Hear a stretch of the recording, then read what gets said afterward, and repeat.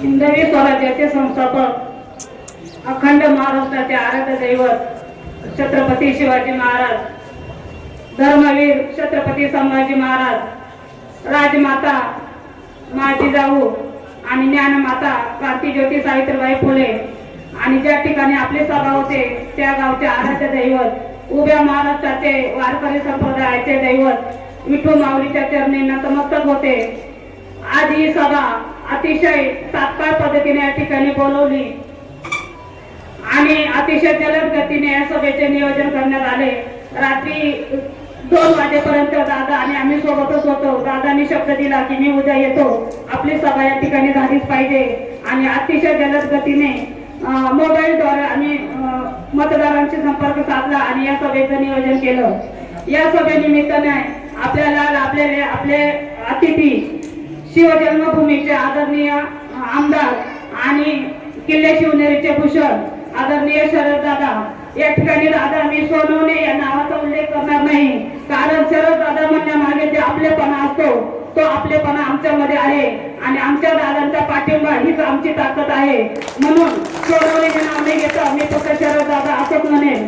शरद दादांनी आमच्यावर जो विश्वास दाखवलेला आहे त्या विश्वासाला आम्ही सार्थ ठरवूनच दाखवणार आहोत. या सभेनिमित्ताने व्यासपीठावर अनेक जण उपस्थित आहे. त्यामध्ये तालुका शिवसेनेचे संघटक आदरणीय विश्वास नाना असतील, आयलू नाना असतील, नवीनच आपल्या पक्षामध्ये प्रवेश केलेले, आपल्या पक्षाला ताकदीने पुढे आणणारे आपले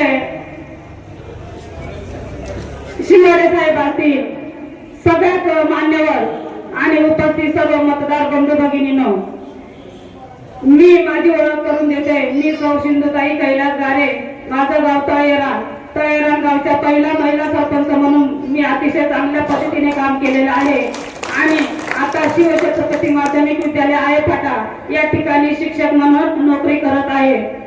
तसं पाहता शैक्षणिक आणि राजकीय क्षेत्र पूर्णपणे विरोधाभास आहे, परंतु आरक्षणाच्या रूपाने आपल्याला महिला राखीव अनुसूचित जमाती या महिला प्रवर्गातून आपल्याला दादांनी ही संधी उपलब्ध करून दिलेली आहे.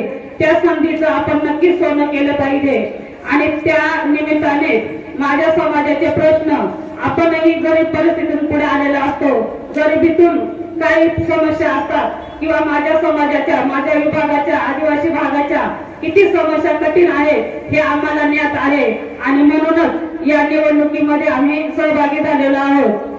आपल्या समस्या सोडवण्यासाठी जर आपल्या हक्काचा माणूस असेल, आपल्या हक्काच्या कामासाठी जर आपल्याला देणारा माणूस असेल तर कामा निश्चितच पुढे जातील आणि म्हणून या लढाईसाठी आम्ही सज्ज झालेलो आहोत. खरं पाहिलं तर दादा तुम्ही 2 महिन्यापूर्वी आम्हाला शब्द दिला आणि त्या शब्दाखातर आम्ही प्रचार दौऱ्याला सुरुवात केली. गावोगाव भेटी घेतल्या. का भेटी घेतल्या तर आपल्याला ज्या भागाचं नेतृत्व करायचे, ज्या भागाचं प्रतिनिधित्व करायचे त्या मतदारसंघामध्ये जाऊन मतदारांशी संपर्क साधून त्यांच्याशी सखोलपणे चर्चा करून त्यांच्या अडीअडचणी सोडवून त्यांना आपलं विजन पुढचं सांगून आम्ही त्यांच्याशी संवाद साधत आहोत आणि दादा खरोखर अभिमान वाटतो. इतका उत्कृष्ट प्रतिसाद आम्हाला भेटत आहे, इतकं भरभरून आशीर्वाद आम्हाला त्या ठिकाणी भेटत आहे की खरं सांगायचं तर अर्धी लढाई आम्ही त्या ठिकाणी जिंकलेली आहे. एवढं प्रतिसाद, एवढं उदंड प्रेम लोकांचं आम्हाला मिळत आहे.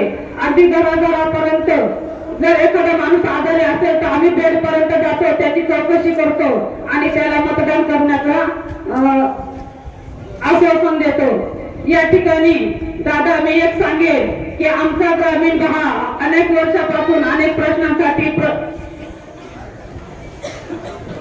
वंचित आहे, तर हे प्रश्न सोडवण्याचं आपल्या माध्यमातून आपल्या आदिवासी भागाला एक प्रकारची संधी उपलब्ध झालेली आहे.